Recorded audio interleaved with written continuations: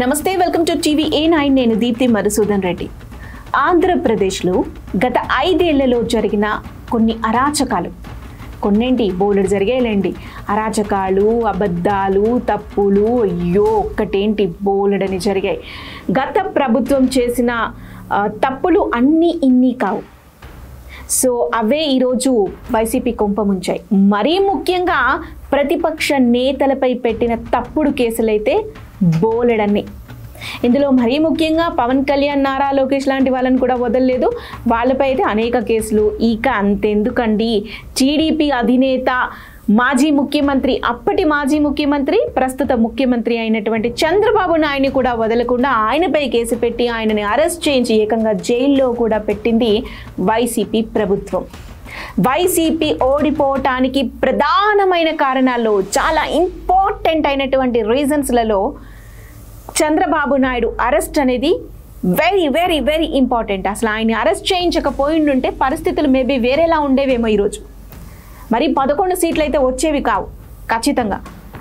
So అలాంటి తప్పులు ఎన్నో చేశాయి. అలా చేసిన ఓ తప్పు గురించే ఇప్పుడు నేను మీకు చెప్పబోతున్నాను.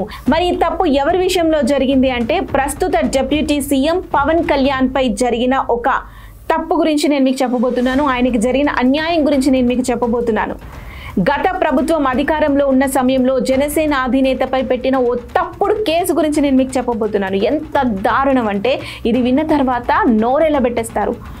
ఇంత తప్పు చేసిందా వైసీపీ ప్రభుత్వం, ఇంత దారుణం చేసిందా జగన్మోహన్ రెడ్డి ప్రభుత్వం అని అనుకుంటారు. అసలు మ్యాటర్లోకి వెళ్తే అయితే డెఫినెట్గా మీరు కూడా షాక్ అయిపోతారు. అసలు ఇలాంటి దారుణాలు ఇంకెన్ని ఉన్నాయో మరి తెలియాలి. బట్ ఏదేమైనా ఇప్పుడు మాత్రం పవన్ కళ్యాణ్ విషయంలో జరిగినటువంటి ఒక దారుణం గురించి నేను మీకు చెప్పబోతున్నాను. ఎక్కడ స్కిప్ చేయకుండా చూడండి.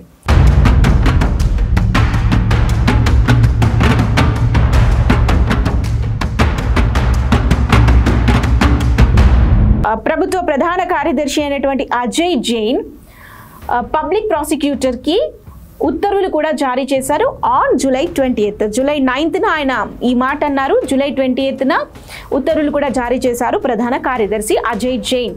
సో వాలంటీర్లు కేసు పెట్టారు గుంటూరు కోర్టులో. ఓకే, ఈ కేసు కాస్త ఆయన పవన్ కళ్యాణ్ హైకోర్టు వరకు తీసుకువెళ్లారు. సో ఇప్పుడు ప్రస్తుతం ఏం జరిగింది అనే విషయం నేను మీకు చెప్పే ప్రయత్నం చేస్తున్నాను. ఈ కేసులో అతి దారుణమైన ఒక విషయం బయటకు వచ్చింది. అసలు నమ్మలేని ఒక నిజం బయటకు వచ్చింది. వింటే షాక్ అయిపోతారు. ఎంత దారుణం అంటే, ఈ కేసు ఎవరు పెట్టారని చెప్పాం?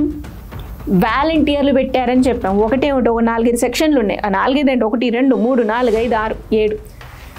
సో ఇన్ని సెక్షన్ల కింద వాలంటీర్లు కేసు పెట్టారు అనేదే బయట ప్రపంచానికి తెలిసిన విషయం. కానీ అసలు విషయం ఏంటో తెలుసా? అసలు వాలంటీర్లు కేసే పెట్టలేదంట. ఈ రోజు ఆ విషయం తేట తెల్లమైంది. ఏంటి, షాక్ అయిపోయారా?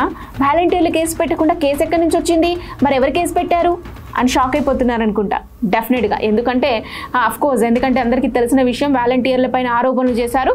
సో వాలంటీర్లు రోడ్ ఎక్కారు, వాళ్లే వెళ్ళి కేసులు పెట్టారు. అంతెందుకు, ఆ కేసులు పెట్టడానికి ఆ సమయంలో ప్రభుత్వం ప్రత్యేక జీవోను కూడా తీసుకొచ్చింది. వాలంటీర్లు మీరు కేసు పెట్టడానికి మీకు జీవో ఇస్తున్నామని చెప్పి జీవోను కూడా ఇచ్చిన సందర్భం అది.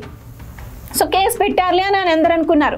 ఎందుకంటే మీడియా ముందుకు వచ్చి కూడా కొంతమంది వాలంటీర్లు మాట్లాడడం జరిగింది. మా పైన అలాంటి నిరాధారమైనటువంటి ఆరోపణలు ఎలా చేస్తారు పవన్ కళ్యాణ్ అని చెప్పేసి అయ్యో రోడ్డెక్కి నానా హంగామా చేశారు. సో అందులో చాలామంది కూడా వైసీపీ కార్యకర్తలే. వారు మాత్రమే రోడ్డెక్కారు. నిజంగా ఎవరైతే కేసు పెట్టారని చెప్పారో వాళ్ళు నిజానికి కేసు పెట్టలేదు. ఈరోజు హైకోర్టులో జడ్జి ముందు అసలు ఈ కేసుకి మాకు ఎలాంటి సంబంధం లేదు, ఆ సెక్షన్లు, ఆ కేసులు ఏంటో కూడా మాకు తెలియదు, అసలు ఈ కేసు ఫైల్ చేసిన పేపర్ పైన మేము సంతకాలే పెట్టలేదండి, మాకు ఎటువంటి సంబంధం లేదు అని చెప్పి వాలంటీర్లు అనేశారు. ఇంకేముంది, జడ్జి షాక్. అరే అసలు మీరు సంతకాలు పెట్టినప్పుడు, కేసు లేనప్పుడు ఇంకా విచారించడం దేనికి, వారించడం దేనికి, ఏం చేస్తున్నారయ్యా, కేసు క్లోజ్ చేయండి అని సింపుల్గా కేసు క్లోజ్ చేసేసి పంపించేశారు.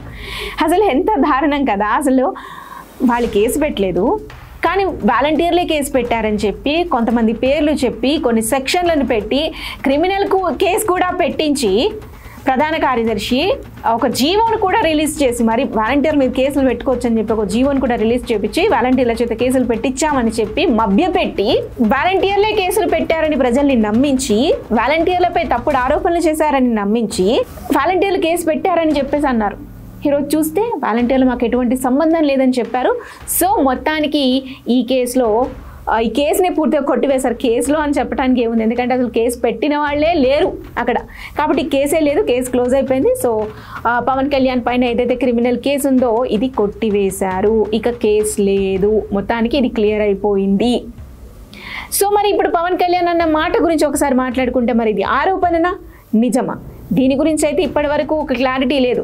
పవన్ కళ్యాణ్ కూడా అధికారంలోకి వచ్చి ఇన్ని నెలలు అవుతున్నా కూడా గతంలో 30,000 మంది అమ్మాయిలు అదృశ్యమయ్యారు, ఈ డేటానంతా తీసుకెళ్లి అసాంఘిక శక్తులకు ఇచ్చి వాళ్ళ ద్వారా ఆ కారణంగా ఈ వాలంటీర్లు ప్రతి ఇంటింటికి తిరిగి డేటాని కలెక్ట్ చేసి వాటిని అసాంఘిక శక్తులకు ఇవ్వటం వల్ల వారి ద్వారా అమ్మాయిలు అదృశ్యమయ్యారు అని ఆరోపించినటువంటి పవన్ కళ్యాణ్ అది నిజమా కాదా అని ఇప్పటి వరకు దానిపై ఒక క్లారిటీ ఇవ్వలేదు. మరి పవన్ కళ్యాణ్ కూడా దీనిపై ఒక క్లారిటీ ఇస్తే బాగుంటుంది, ఎందుకంటే దీని గురించి చాలామంది ప్రశ్నిస్తున్నారు. మరి గతంలో మీరు అధికారంలో లేని సమయంలో వాలంటీర్ల కారణంగా 30,000 మంది అమ్మాయిలు అదృశ్యం అయిపోయారని చెప్పేసి అన్నారే, మరి ఈరోజు ఆ కేసు గురించి ఏమైంది? ఆ 30,000 మంది అమ్మాయిలు ఎక్కడున్నారు, ఏమైంది, దాని గురించి ఇంతవరకు ఎందుకు మాట్లాడట్లేరని చెప్పి ఇప్పటికీ పవన్ కళ్యాణ్ని ప్రశ్నిస్తూనే ఉన్నారు. మరి దీని గురించి ఆయన కూడా రియాక్ట్ అవ్వాలి. మరి గతంలో ఆయన చెప్పిన మాట వాస్తవమా, జస్ట్ ఆరోపణనా, లేదా నిజంగా జరిగిందా, లేదా 30,000 కాకపోతే ఇంకొంతమందా, ఏదైనా నంబర్ ఉందా, కొంతమంది ఈ వాలంటీర్ల కారణంగా అదృశ్యమైన పరిస్థితులు ఏర్పడ్డాయా, అవేంటో క్లారిటీగా చెప్పాల్సిన అవసరం ఖచ్చితంగా పవన్ కళ్యాణ్కి ఉంది. దీనిపై రియాక్ట్ అవ్వాలి. సో లేదు అంటే ప్రజలు ప్రశ్నిస్తూనే ఉంటారు. బట్ ఏదేమైనా పవన్ కళ్యాణ్ పై వాంటెడ్లీ జగన్మోహన్ రెడ్డి గవర్నమెంట్ ఒక గ్రడ్జ్తోనే కేసులు పెట్టించింది. అది వాలంటీర్ల పేరు చెప్పి ప్రభుత్వమే కేసులు పెట్టింది, అదన్నమాట సంగతి. సో మొత్తానికి పవన్ కళ్యాణ్కి అయితే క్లీన్ చిట్ వచ్చేసింది ఈ కేసులో. సో మరి ఇలాంటి కేసులు ఇంకెన్ని ఉన్నాయో, అసలు తప్పుడు ఆరోపణలు చేసి తప్పుడు కేసులు పెట్టించినవి ఇంకెన్ని ఉన్నాయో మరి ఒక్కొక్కటిగా బయటికి రాబోతున్నాయి. చూద్దాము ఇంకెన్ని కేసులు ఉన్నాయి అనేది. మరి మీరేమనుకుంటున్నారు? మరి పవన్ కళ్యాణ్ చేసినవి జస్ట్ ఆరోపణలా, నిజంగా 30,000 మంది అమ్మాయిలు అదృశ్యం అయ్యారా? And same time Jaganmohan Reddy government ఈ విధంగా ఇంకా ఎన్ని కేసులు పెట్టిందని మీరు అనుకుంటున్నారు? మీ ప్రాంతాల్లో కూడా చాలామంది లీడర్స్పై కేసులు ఉండుంటాయి. అలాంటి కేసులు మీకు కూడా ఏమైనా తారసపడ్డాయా? మీ నేతపై ఎవరైనా తప్పుడు కేసు పెట్టారని మీరు అనుకుంటున్నారా? మీ ఒపీనియన్ని, మీ అభిప్రాయాలని కామెంట్ రూపంలో మాకు తెలియజేసే ప్రయత్నం చేయండి. Thank you for watching this video.